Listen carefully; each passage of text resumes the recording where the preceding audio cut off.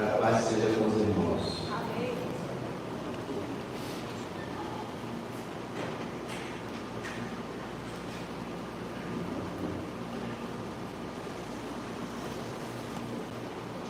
Hoje é considerado quase que mundialmente o Dia das Mães. Sabemos que é o Dia do Senhor, mas achamos também importante que as mães sejam homenageadas, até porque é um dos laços mais profundos que há entre seres humanos. É mãe e filho. Mãe lembra dedicação, carinho, renúncia, proteção, cuidado, provisão, e nós devemos amá-las, devemos amar nossas mães e honrar nossas mães. Nós honramos respeitando, cuidando e sustentando se for necessário, mas devemos estar sempre ajudando e auxiliando aquelas que nos criaram. É interessante a vida humana. Quando a gente é pequenininho, a gente é frágil, indefeso e precisa de alguém que cuide de nós. Quando a gente cresce, a gente fica metido, acha que pode cuidar de si mesmo e a mãe fica para lá. É uma pena, porque a gente tinha que olhar para o passado e lembrar que a gente só existe graças a Deus que providenciou alguém que pudesse cuidar de nós, senão nós não estaríamos nem aqui, não é? Então ame sua mãe. Hoje é um dia que a gente lembra muito sobre o amor, esse sentimento tão maravilhoso que veio de Deus para nós. Queria que o irmão pudesse abrir em João capítulo 15,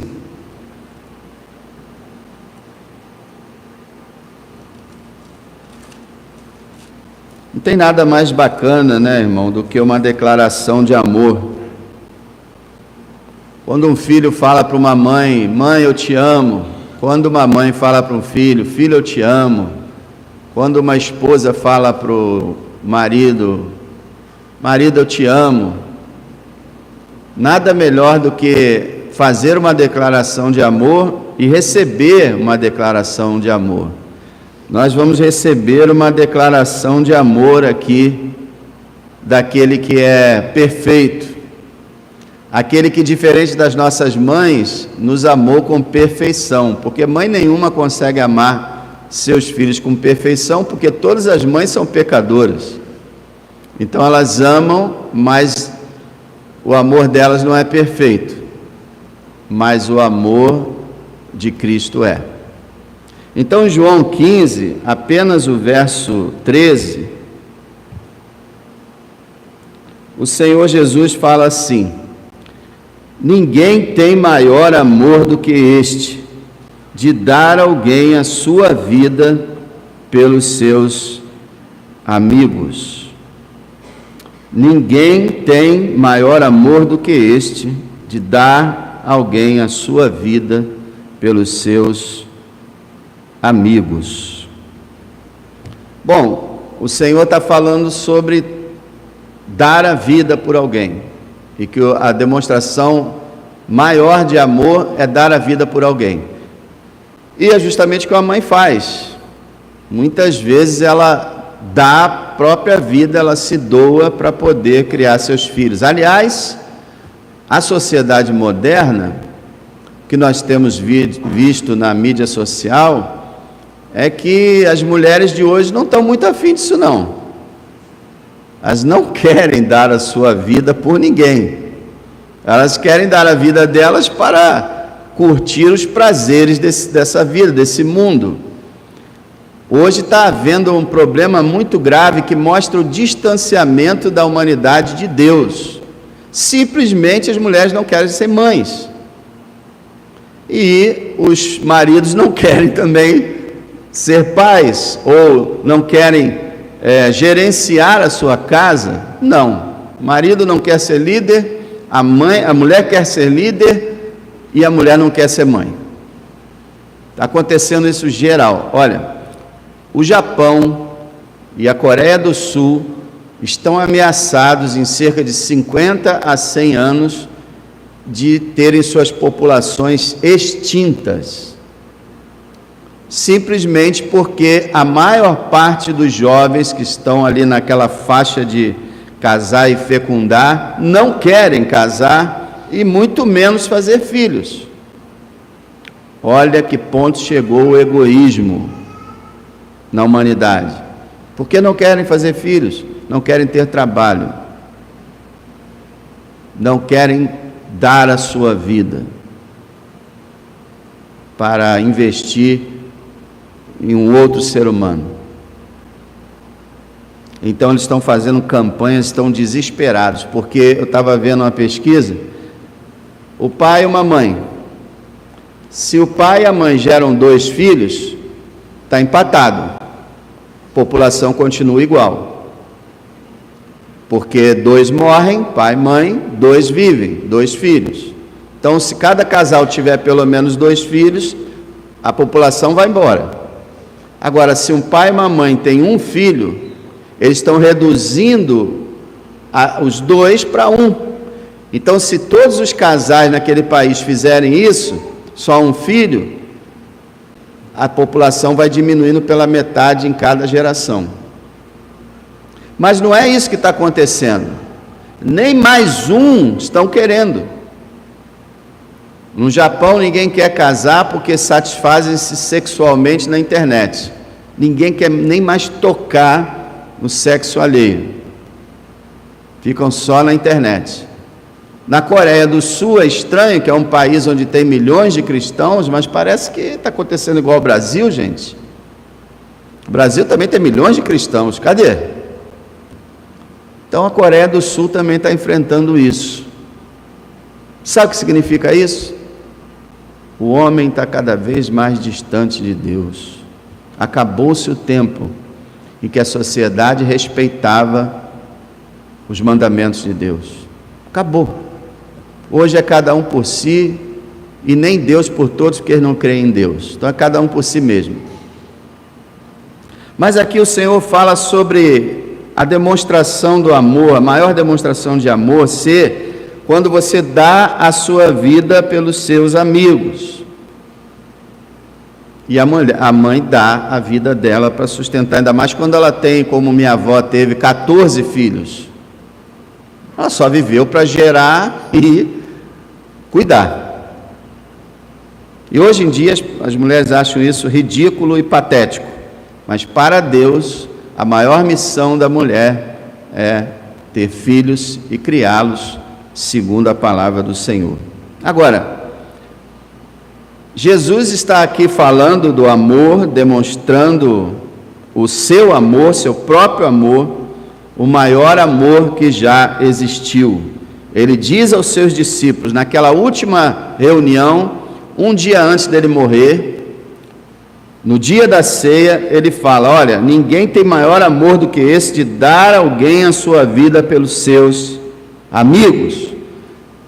Imagina, você está na rua andando e de repente alguém saca uma arma para atirar numa pessoa que você, um cônjuge, um filho, uma pessoa que você aprecie, aí você vai, lança-se na frente daquela pessoa e leva o tiro e dá a vida por ela.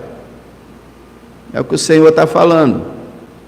Dar a vida de diversas formas pelo próximo é o maior exemplo de amor. E o Senhor está dizendo: eu tenho um amor inigualável porque eu estou dando a vida pelos meus amigos.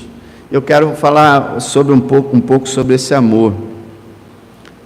Primeiro, o amor de considerar pecadores como seus amigos. Você já notou isso aqui? Ele fala: ninguém tem maior amor do que esse de dar a alguém a sua vida pelos seus amigos. Você já leu os evangelhos? Você já viu quantos erros os discípulos cometeram no ministério de Cristo? Teve uma hora que ele ficou tão aborrecido que ele disse: ó geração incrédula e perversa, até quando vos suportarei? Até quando estarei convosco? Algumas vezes ele mostrava uma insatisfação e repreendia um discípulo por uma coisa, por outra. Uma vez ele falou para Pedro: para trás de mim, Satanás, porque Pedro foi usado pelo diabo para dizer que Jesus não tinha que ir para a cruz. Muitas falhas. Foram 3 anos em que o professor Jesus teve muito desgaste, muito trabalho e muita decepção, tentando ensinar 12 homens o caminho. Tanto assim, quando ele morreu, os 12 fugiram, sumiram. João retornou depois, Pedro também. Aí Pedro fez aquela coisa horrível de negar o Senhor.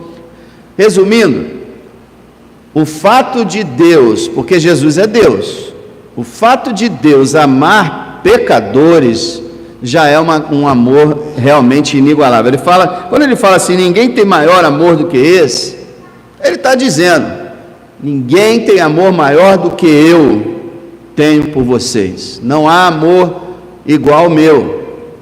E quando a gente vê que um ser perfeito, santo, puro, justo, verdadeiro, habita no meio de um povo impuro, mentiroso, infiel, inconstante, e ele ama essas pessoas. Você já tentou comparar Jesus com a gente? E ele ama, quer dizer, Deus ama aquele que não merece ser amado. Deus ama aquele que não tem nada para ser amado. Eu já ilustrei isso diversas vezes. Eu gosto de pensar assim: é como se você pegasse uma barata, em vez de você pisar nela, você colocasse ela na sua mão e fizesse carinho. Ó, barata querida, eu te amo. Já viu alguém fazer isso? Só se for maluco, né? Todos queremos esmagar imediatamente a barata. Deus poderia imediatamente nos esmagar, mas não foi isso que ele fez. Ele nos pegou para ele e nos amou. Como ele tem paciência, porque nós mesmos não temos paciência uns com os outros, não é verdade? É só demorar um pouquinho, é só ter um desentendimento, alguma coisa, a gente já está impaciente, já está brigando, já está expulsando a pessoa, querendo ela longe. E Deus, na pessoa do seu Filho, o Deus perfeito, ama pecadores, tem os pecadores como seus amigos. Olha, você pertence a Cristo? Jesus é seu amigo. Dá para entender isso? Você tem algum amigo importante? Eu não tenho nenhum. Importante que se fala socialmente, né? Todos vocês são importantes diante de Deus, mas diante da sociedade, você tem algum amigo importante? Eu não tenho nenhum. Tenho Jesus. Jesus é seu amigo. Nunca se sinta totalmente abandonado ou desamparado, porque o melhor de todos é seu amigo. E quando a gente fala em amigo, né, gente, amigo requer simpatia, amigo requer você gostar, e é isso que eu fico admirado, como é que o Salvador, sendo puro, santo e perfeito, consegue gostar da gente, querer estar com a gente. No céu, irmãos, é claro, quando ele falou, Pai, eu quero que onde eu estiver estejam comigo, mas aí nós já vamos estar perfeitos, né? Aí dá esse desconto aí. Quando a gente estiver lá na glória, já somos perfeitos, já somos tudo que o Senhor queria que fôssemos, vai ser um prazer para Ele. Mas pensa aqui na terra. Sabia que Jesus ama ouvir a sua voz quando você fala com Ele? A gente fala tão pouco com Ele, não é verdade? Falar com Ele se chama oração. E sempre quando a gente ouve essa palavra oração, a gente logo, oração. Oração é falar com o nosso amigo. e Ele tem um prazer imenso de ouvir a nossa voz, de ouvir as nossas débeis, fracas e ignorantes palavras. Diante dele, nossas palavras são patéticas, comparado com a sabedoria dele, mas são muito valorizadas. Nosso balbuciar de uma criança é muito valorizado por ele. Aí que eu não entendo, né? Não somos perfeitos ainda, somos cheios de defeitos, somos tolos muitas vezes, mas ele quer nos ouvir, ele quer ter comunhão conosco. Aliás, os antigos diziam que Cristo quer ter mais comunhão conosco do que nós com Ele. Sabia? Ele quer muito mais estar com a gente, se aproximar da gente, do que a gente dele. Quantas vezes nós pecamos por dia? Quantas falhas nós cometemos? Lembra quando ele disse uma vez que a gente tinha que perdoar 70 vezes 7? Pois ele nos perdoa 70 milhões vezes 7. Ele nos perdoa infinitamente. Claro que eu estou falando daqueles que fazem parte do seu povo. É um perdão infinito, um perdão pleno, total. Então o amor grandioso dele é porque ele consegue amar e consegue chamar pessoas como nós de amigos. Impressionante. Ninguém tem maior amor do que esse, de dar a alguém a sua vida pelos seus amigos. Agora, ele também diz que o amor dele é inigualável no fato de ele ter dado a sua vida por nós. Agora, foi assim? Vinha uma lança, uma flecha nos matar e ele se jogou na frente? Não.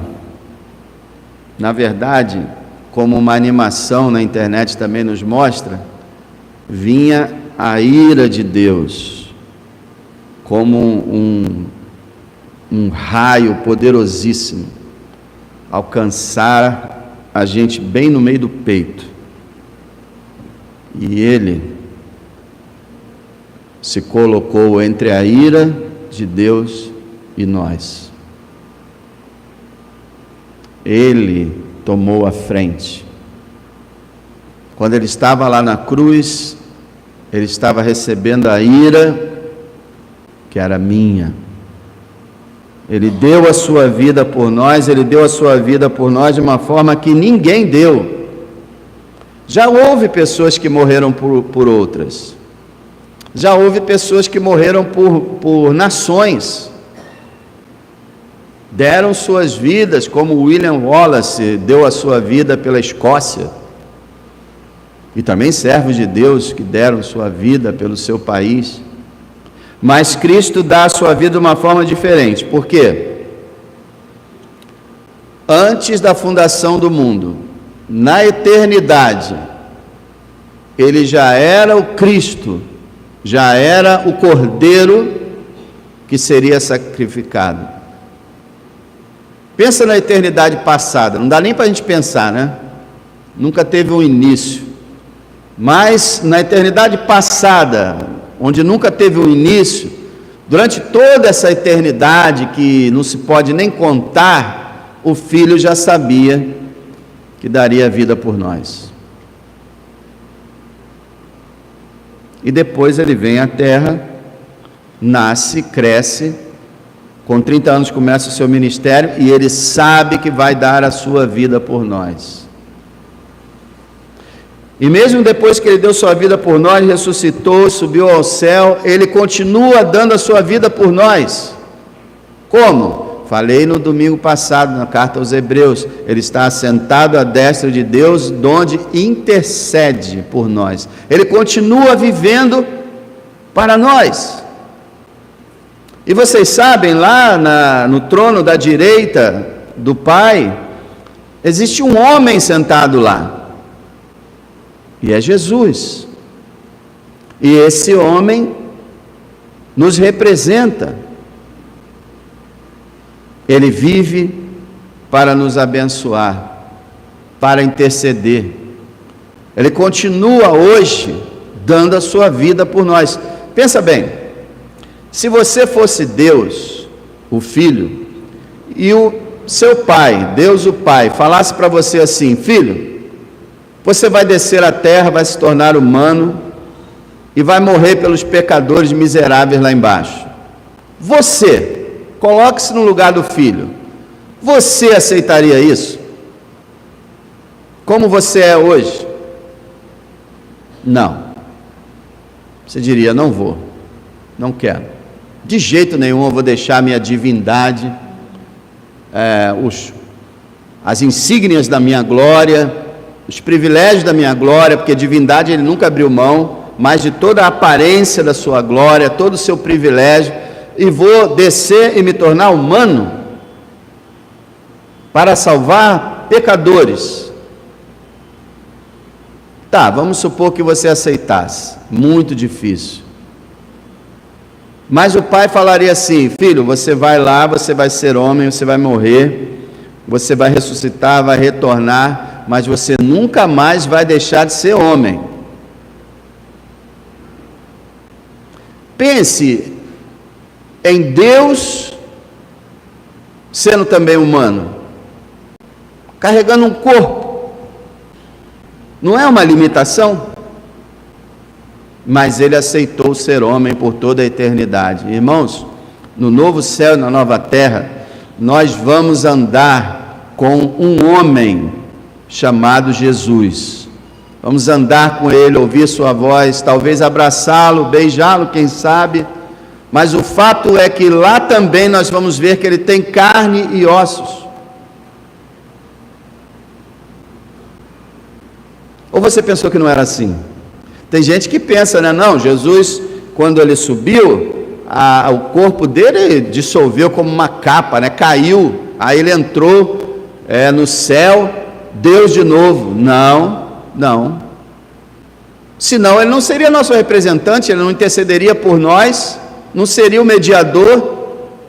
Hoje ele é o mediador, hoje ele é o representante, porque ele é um ser humano, à destra de Deus, e ele aceitou isso. Ele deu a sua vida da eternidade passada, no momento ali na cruz, e depois na eternidade futura. Isso é, nós podemos dizer que houve uma coisa incrível na Trindade: Deus o Pai deu Deus o Filho eternamente por pecadores.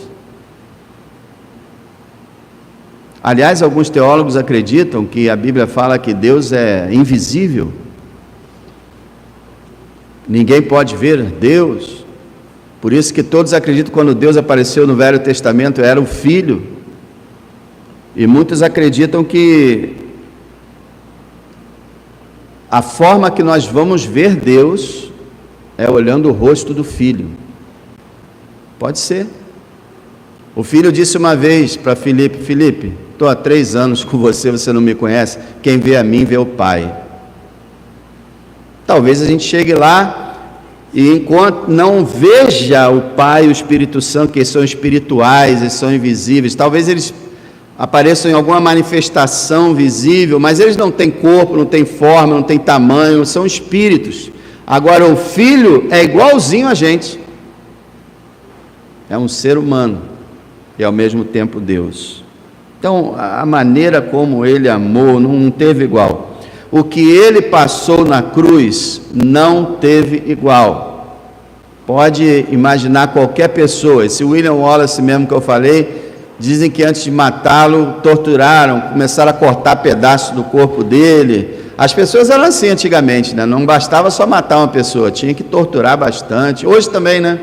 Certos ambientes aí as pessoas torturam primeiro, matam depois. Pensa na pior morte que você possa imaginar, e ela não se compara à morte de Cristo na cruz. Ele passou vergonha por nós. Nunca esqueça que ele foi crucificado, ao que tudo indica, nu. Por que a gente acha isso? Porque todo crucificado era crucificado nu, sem exceção. A ideia realmente era desmoralizar o ser que estava ali naquela cruz, era expor as suas vergonhas. Imagina, aí a cultura católica que faz questão de botar um Cristo na cruz, né? Botaram aquela tanguinha, que provavelmente nunca existiu. Então você pensa num homem nu na cruz, o Senhor da glória, depois de ter sido chicoteado, de ter sido vestido com vestes de escarlata para imitar vestes reais, terem colocado dele uma coroa de espinhos e terem dado uma cana para ele como cetro, depois terem pegado aquela cana e terem batido na cabeça dele até que os espinhos entrassem em sua cabeça. Ele foi cuspido e esmurrado pelo sinédrio, socaram ele até dizer chega, cobriram a cabeça dele e socaram ele. Profetiza aí, ô Messias, quem é que te bateu? Ele foi julgado injustamente, o julgamento mais injusto que já existiu. Ele foi torturado, foi preso, foi torturado, foi crucificado, que já era uma coisa assim. Deus te livre de sentir qualquer dor física, mas o dia que você sentir uma dor física, pense que a dor física do teu Salvador foi pior. Pregos nas mãos e nos pés, que dor. Os pés, vocês sabem que são cheios de mini ossos. Você batendo com um prego dessa largura, você esmaga aquilo tudo. Que dor nas mãos, nos pés. Dava cãibra, febre, suor frio, sede excessiva, tanto que ele fala, tenho sede. Desesperadora a morte na cruz. Toda aquela dor, todo aquele aprisionamento que a pessoa era colocada, os pregos eram colocados não em pontos vitais, porque a intenção dos romanos, aliás, não foi nem os romanos que inventaram a crucificação, foram os fenícios, e a intenção deles era que a pessoa sofresse o máximo possível. Alguns ficavam 1 semana, 2 semanas. Deus foi misericordioso, Deus o Pai foi misericordioso, abreviando. O nosso Senhor morreu em 6 horas. Pilatos ficou espantado e mandou verificar realmente se ele havia morrido, porque só 6 horas. Sabe por que ele morreu só em 6 horas? Porque o maior sofrimento que ele passou não foram os pregos, não foi a zombaria, a vergonha, mas foi um inimigo invisível que ele suportou. Sabe o que? A ira de Deus. O meu inferno e o seu inferno ele levou naquela cruz. E aí, meu irmão, nenhuma palavra pode descrever isso. A única coisa que dá uma pista foi quando se fez meio-dia, se fez trevas em toda a terra. Trevas era justamente o que estava acontecendo na alma de Cristo. Ele foi identificado como pecador, foi separado do seu Pai naquele momento pela única vez em toda a eternidade, e o Pai simplesmente despejou todo o castigo que era para eu e você levarmos sobre Ele. Porque o Pai nos amou, porque o Filho nos amou, Ele suportou. Foi tão sério, que se Jesus não fosse Deus, Ele não teria nenhuma condição de suportar aquilo tudo. Ele só suportou porque Ele não era só homem, mas também Ele era Deus. Como Deus, Ele recebe toda a ira divina e aguenta firme. Às 15 horas Ele diz, Pai, em Tuas mãos entrego o meu espírito, mostrando claramente que Ele foi quem deu sua vida. Aliás, em João 10, o Senhor fala, ninguém tira a minha vida de mim, eu mesmo a dou, tenho poder para dar e tenho poder para tornar a tomá-la. Esse mandamento eu recebi do meu Pai. Ele deu a sua vida, ninguém o constrangeu a fazer isso. Ele poderia ter evitado tudo isso, Ele literalmente deu a vida por nós, irmão. Mas não deu só a vida assim, morrendo só, mas realmente recebendo o preço do nosso pecado. Ninguém jamais deu a vida por outro como Ele deu. E Ele deu para quê? Para te salvar, para me salvar. Foi para isso. Foi para isso que Hebreus fala, né? Por causa da glória, da alegria que lhe estava proposta, ele suportou a cruz. E qual era a alegria?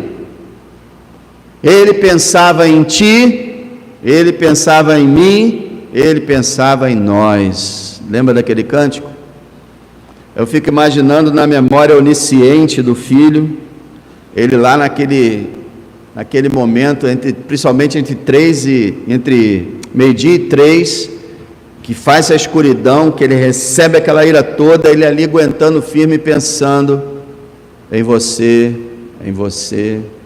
pensando no servo do primeiro século, do segundo século, do 10º século, o servo de hoje, o servo do amanhã, pensando na sua noiva, pensando no seu corpo, pensando no seu povo. Foi o seu amor que o segurou ali, não foram os pregos. Quando aqueles bandidos começaram a dizer para ele: olha, você não falou que você é o Cristo? Desce da cruz, nós creremos. Você não salvou os outros, não pode salvar a si mesmo. Se o Senhor falasse, ele falava assim: tolo, realmente não posso salvar a mim mesmo, porque quero salvar você, seu ignorante. Eu amo você que está me zombando, que está me ridicularizando. Eu amo você, estou morrendo aqui por você. Eu gosto de acho que foi Moody, no século XIX, que ilustrou, né, falando que Jesus ressuscitado teria encontrado com Pedro, apenas uma ilustração, e ele teria dito assim: Pedro, vai pregar o Evangelho, vai pregar que eu morri pelos pecadores, vê se você encontra aquele romano que cravou o prego nas minhas mãos e fala com ele que eu morri para salvá-lo, e aquele que pregou os meus pés, aquele judeu que ficou zombando, vai lá buscar ele, fala com os sacerdotes que me entregaram à morte, que eu morri por eles, fala com todos eles que eu os amo, dei minha vida por eles. É verdade. Jesus nos amou profundamente. E sabe qual é o problema? Olha como nós somos, mesmo depois de termos sido salvos por Ele, nós temos uma dificuldade imensa de sentir o amor dele por nós.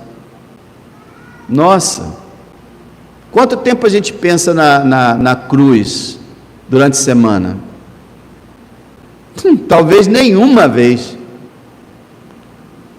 Quando nós pensamos: Jesus, meu Senhor, meu Salvador que me ama, meu amigo, quantas vezes você pensa nele? Quantas vezes você pensa nisso? Quantas vezes você pensa que ele deu a sua vida pelo seu amigo? Ele deu a sua vida por você. Pega isso e torna pessoal. A melhor forma de você aproveitar a morte de Cristo é torná-la pessoal. Fazer como o apóstolo Paulo falou: já estou crucificado com Cristo e vivo não mais eu, mas Cristo vive em mim, e a vida que agora vivo na carne, vivo-a pela fé no Filho de Deus, o qual me amou e se entregou a si mesmo por mim. Torna isso pessoal. Jesus ama você, Jesus é seu amigo, deu a sua vida por você.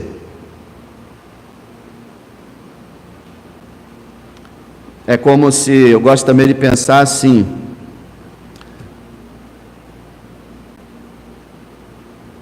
ele viria somente por mim, somente por você. Se ele soubesse que a vinda dele salvaria só você, só eu, ele daria a vida dele. Ele tem um amor pessoal por nós, muito grande.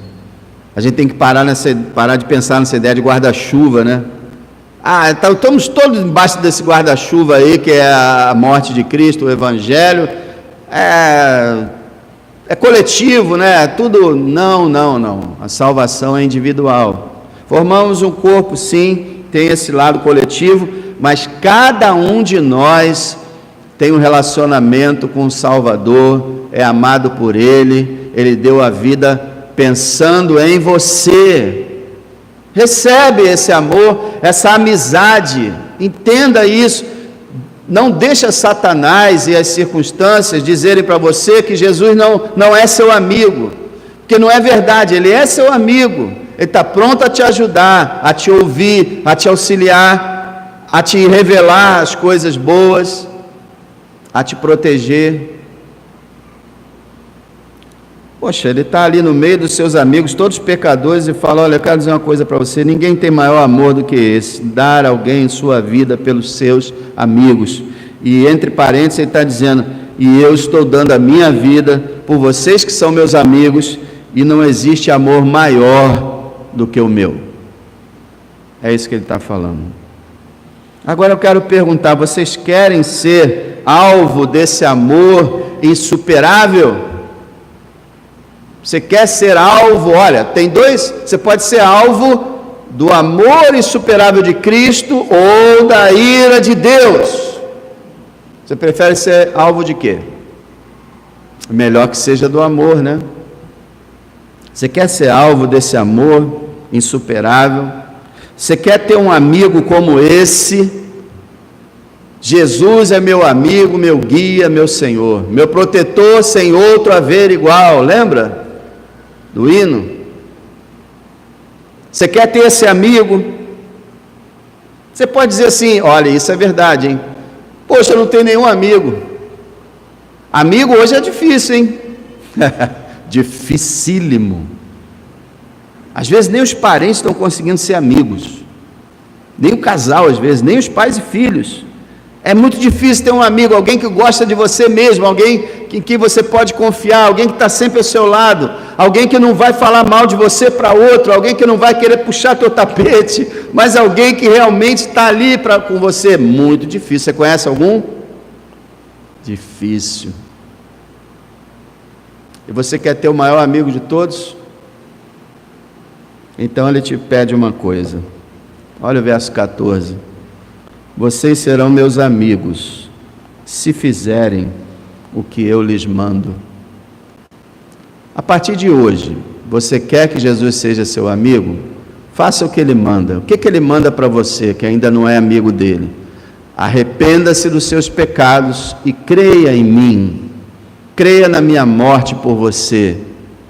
Creia na salvação que eu conquistei por você. Reconheça que é pecador, que precisa ser salvo e venha a mim para receber a salvação. Ele diz: olha, faça o que eu lhe mando. A grande ordem do Evangelho é: arrependei-vos e crede em Cristo. Agora, se Ele já é teu amigo, você quer estreitar essa amizade, você quer provar a amizade dele, estar mais com Ele, conhecer mais Ele, experimentar mais dEle, a mesma coisa, faça o que eu lhes mando. Obediência é o que o Senhor pede a você. Ele fala assim: por que vocês me chamam Senhor, Senhor, e não fazem o que eu mando? Ele quer que você leia os seus mandamentos e os pratique.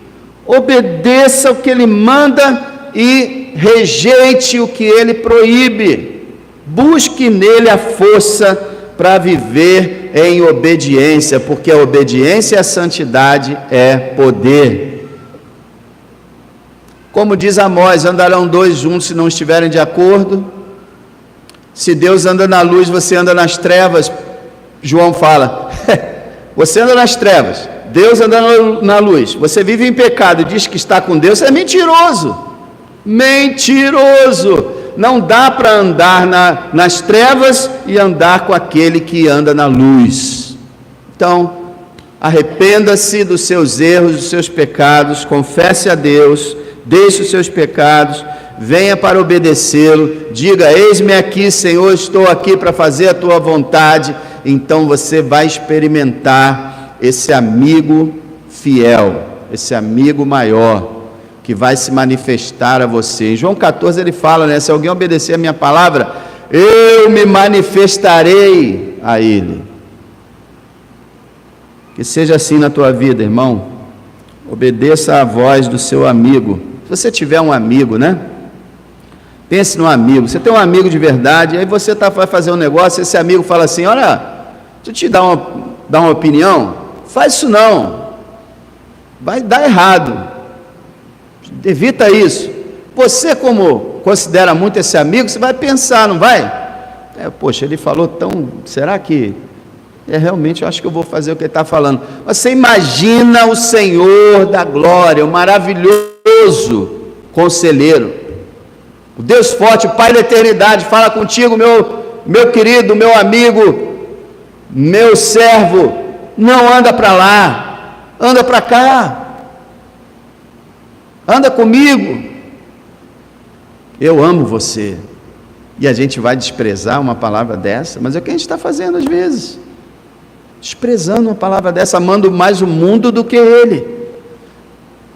Que Deus tenha misericórdia, que nós possamos hoje celebrar o amor do nosso bendito